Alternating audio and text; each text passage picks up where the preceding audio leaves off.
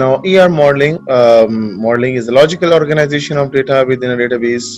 ER modeling technique is based on relational data model where attributes, entities are linked together with other attributes and entities to have a relationship with each other.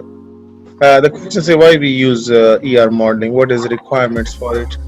User requirements can be specified formally and unambiguously.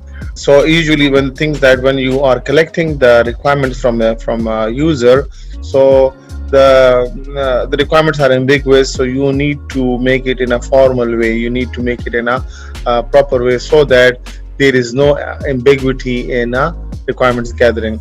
If there is a ambiguity in the requirements gathering, so the software or the database they are asking for, it will be not up to the mark, and they will say that we did not ask for this database is not fulfilling our requirements, so we are not going to purchase it. So by this way you have to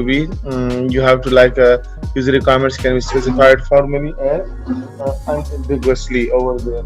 So it's independent of any particular DBMS.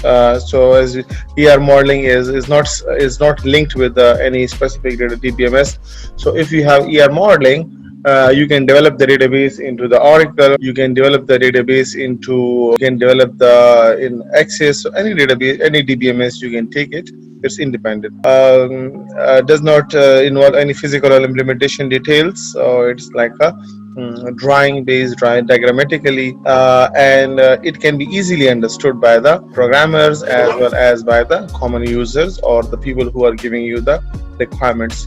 So it is providing a very efficient bridge, a link between the informal user requirements and the logical database design and implementations over there. So requirements, the user requirements are are linked towards it with the design and implementation. So it is a helping mode, or it's a helping method for the database constructions over there.